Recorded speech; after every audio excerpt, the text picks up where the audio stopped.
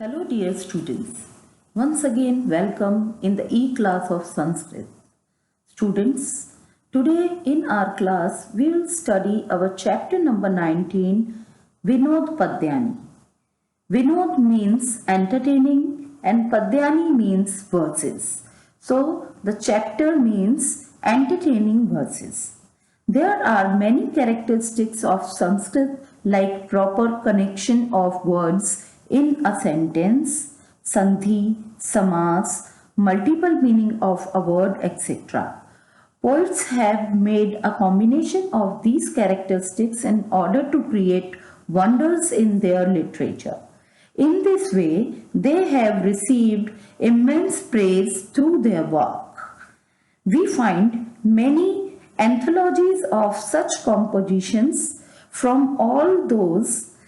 Just 7 verses are presented here in this chapter.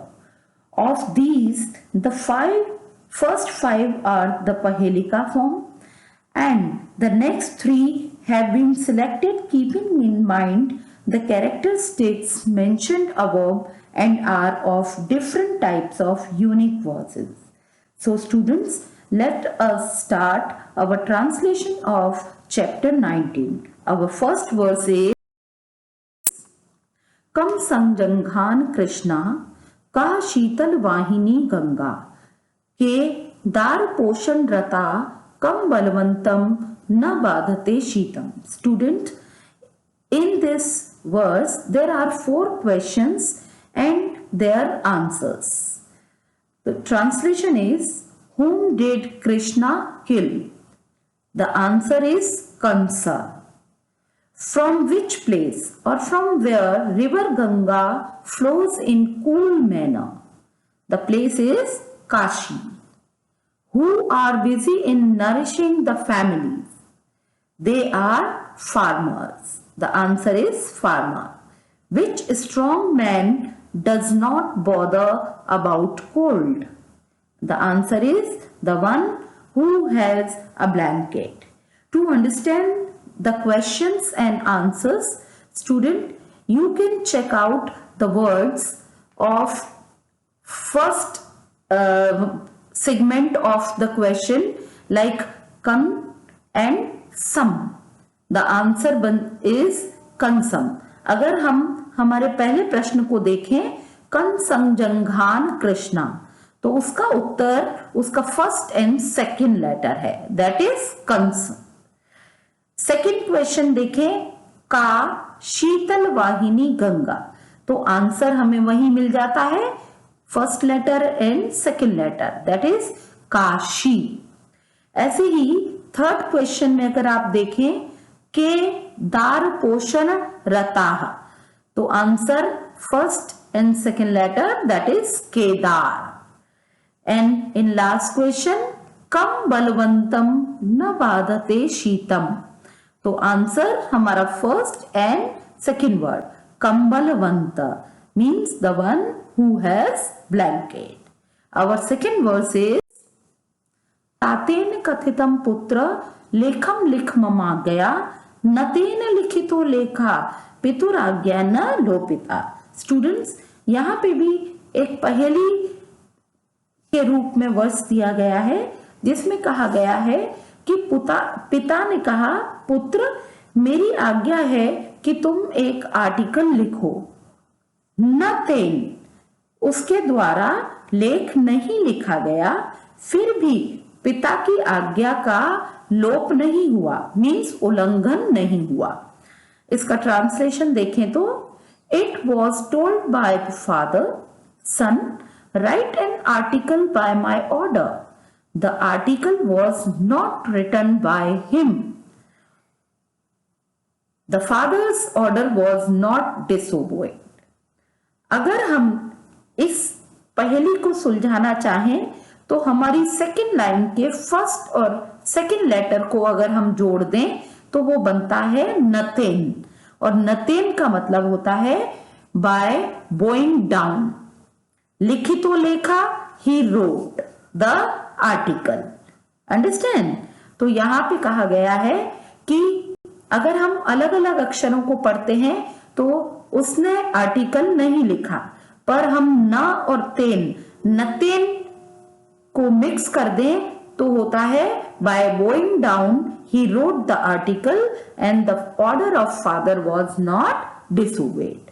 अब verse number 3 is सीमांतिनुषु का शांता राजा को अभूत गुणोत्तमा विद्वभी का सदा वंद्या च अत्रैव उक्तम न बुध्यते। The translation: and in this verse there are three questions and their answers itself. Question answers को समझने के लिए वर्स का जो पहला क्वेश्चन है उसका पहला अक्षर और उसका आखिरी अक्षर अगर हम मिलाएं तो हमें हमारा आंसर मिल जाएगा। जैसे सीमांतिनिषु का शांता, तो पहला अक्षर है सी और लास्ट अक्षर है ता। The answer is Sita. हमारा प्रश्न था कि सभी विवाहित स्त्रियों में सबसे शांत कौन है, तो उत्तर है सीता। हमारा दूसरा प्रश्न है राजा को अभूत गुणोत्तमा, सभी राजाओं में गुणों में उत्तम कौन है, तो हम इसका अपने प्रश्न का पहला अक्षर और आखिरी अक्षर देखें तो वो है रामः, रामः, और हमारा आंसर हुआ राजा राम। थर्ड क्वेश्चन है विद्ववी का वंदा सदा वंद्या, तो इसमें भी हमारे आंसर के लिए हम फर्स्ट लेटर और लास्ट लेटर लेंगे। इसका अर्थ होता है कि स्कॉलर्स के द्वारा, विद्वानों के द्वारा सदा किसकी पूजा की जाती है, और हमारा आंसर है विद्या। लास्ट सेगमेंट में लिखा है च अत्रैव उक्तम न बुद्धते। Answers are written here but not understood. तो अभी पूरे वर्स का ट्रांसलेशन देखें तो who is quiet among the married ladies, the answer is Sita. Who was the best king in respect of qualities? The answer is Ram. Who is always worthy to be saluted by the scholars? The answer is knowledge or Vidya. All this is said here in this verse only, but it is not understood. Our verse number 4 is व्रजन्ति पद्मानि कदा विकासम प्रियागते भर्तरी किम करोति रात्रौ च नित्यम विरहातुराका सूर्योदय रोदति चक्रवाकी। Students, here also 3 questions are asked in each line and the answer of all 3 questions are there in the 4th line. Like in first line, व्रजन्ति पद्मानि कदा विकासम, the answer is सूर्योदय। अगर इसका अर्थ हम देखें तो इसका अर्थ होता है कि कमल के फूल कब खिलते हैं। सूर्योदय means at the time of sunrise. Second question is प्रियागते भर्तरी किम करोति, व्हाट डज अ लेडी और beloved do when her husband dies. पति की मृत्यु के बाद उसकी पत्नी क्या करती है? द आंसर इज रोदती, क्राइज। एंड थर्ड क्वेश्चन है रात्रौ च नित्यम विरहातुरा का, हु बिकम्स अनहैप्पी और upset due to separation every night. हर रात को एक दूसरे से अलग हो जाने के बाद कौन दुखी रहता है? हमारा आंसर है चक्रवाकी, द फीमेल चक्रवाक बर्ड। तो अगर हम तीनों प्रश्नों को मिला दें या तीनों प्रश्नों के आंसरों को मिला दें तो हमारा एक और नया सेंटेंस तैयार होता है जो है सूर्योदय रोदिति चक्रवाकी। At the time of morning और सनराइज द फीमेल चक्रवाकी cries. That now let us see the translation. When do lotuses bloom? At the time of sunrise. What does a willow do when her husband dies, she cries. Who becomes unhappy due to separation of each and every night? Female Chakravaki word. The respective answers are: at the sunrise cries the female Chakravaki word. Verse number 5. आदौ नकारा परतो नकारा मध्ये नकारेण हतो दकारा एव नकार त्रय संयुतस्य का दान शक्ति खलु नंदनस्य। स्टूडेंट्स, यहाँ पर आपको कुछ लेटर्स दिए जाएंगे जिनको आपको अपनी नोटबुक में लिखकर सेंटेंस एक वर्ड फॉर्म करना है। वो वर्ड वैसे तो वर्ड्स में दिया हुआ है, but you should try to form the word.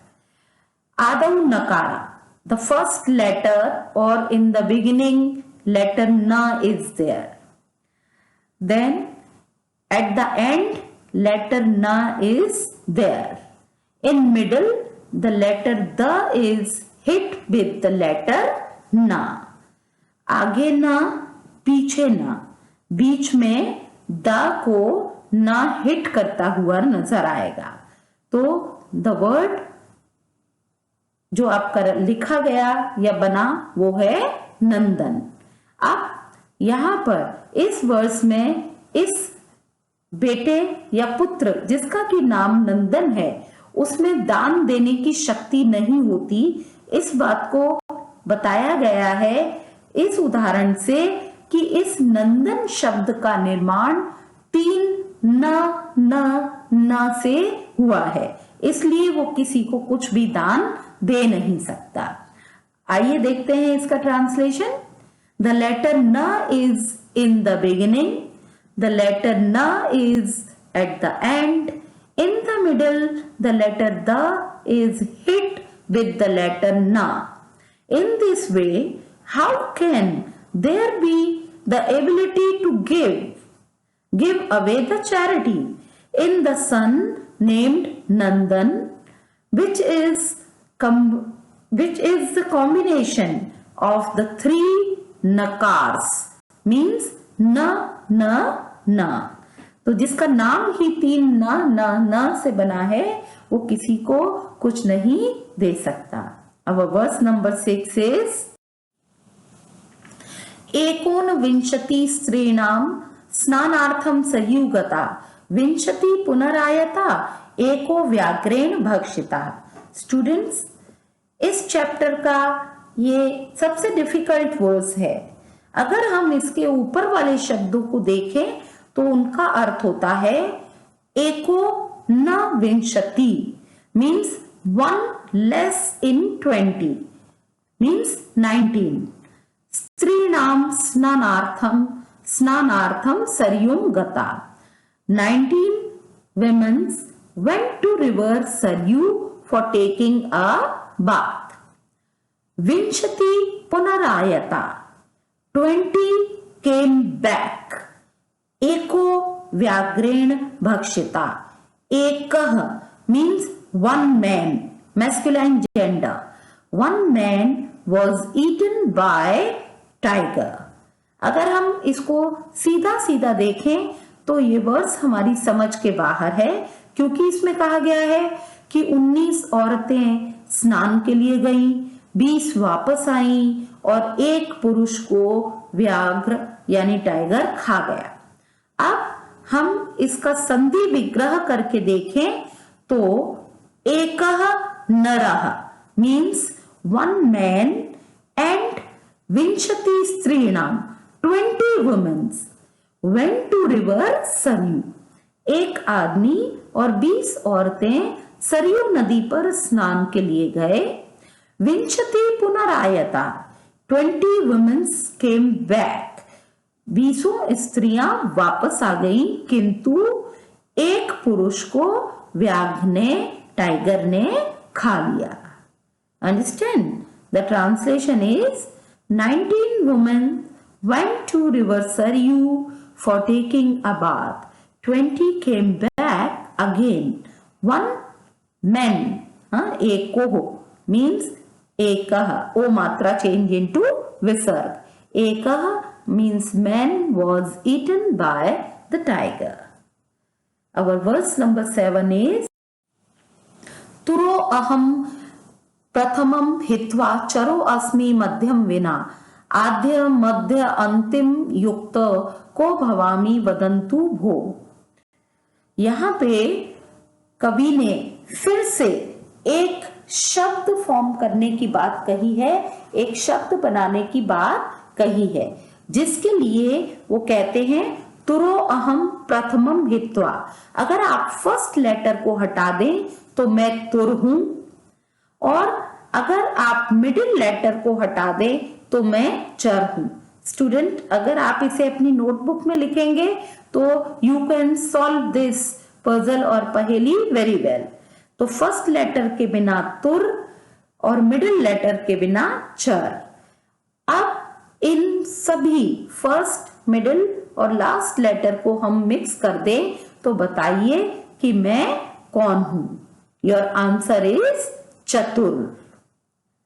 एक बार ट्रांसलेशन देखें। Leaving the first letter I am तुर, without the middle letter I am चर, say who am I with the first, middle and last letter. Your answer is चतुर। Our last verse is अहम चत्वम च राजेंद्र लोकनाथो भवाम अपि बहुव्रीहिम राहम राजन षष्ठी तत्पुरुषो भवाम। यहाँ पर हमारे दोनों समास षष्ठी तत्पुरुष और बहुव्रीहि का बहुत सुंदर प्रयोग कवि ने किया है। यहाँ कवि अपने आप को और राजा को, दोनों को लोकनाथ कहकर बुलाते हैं। वे कहते हैं, हे राजन, आप और मैं दोनों लोकनाथ हैं। मैं बहुव्रीहि हूं और आप षष्ठी तत्पुरुष हो। आइए देखते हैं इसका translation. O great king, you and I, both of us are लोकनाथ। ओ किंग, आई एम बहुव्रीहि एंड योर मैजेस्टी इज षष्ठी तत्पुरुष। स्टूडेंट्स, एज यू नो, बहुव्रीहि समास वो समास होता है जिसमें हम उस शब्द को अगर डिस्क्राइब करते हैं तो we came to know about someone else. और षष्ठी तत्पुरुष में का, की, के या ऑफ शब्द बीच में आता है। अब इस लोकनाथ का प्रयोग हम देखें तो जब लोकनाथ राजा के लिए प्रयोग हो रहा है तो the meaning of Loknath is the master of people. Okay, and when it used for कवि और poet then it is बहुव्रीहि। और बहुव्रीहि के लिए अगर हम देखें, the one whose masters are people, जो लोगों का स्वामी है और लोग जिसके स्वामी हैं, तो दोनों का अर्थ होता है लोकनाथ। आई होप कि आपको ये चैप्टर इस एक्सप्लेनेशन के द्वारा और ट्रांसलेशन के द्वारा अच्छी तरह समझ में आ गया होगा।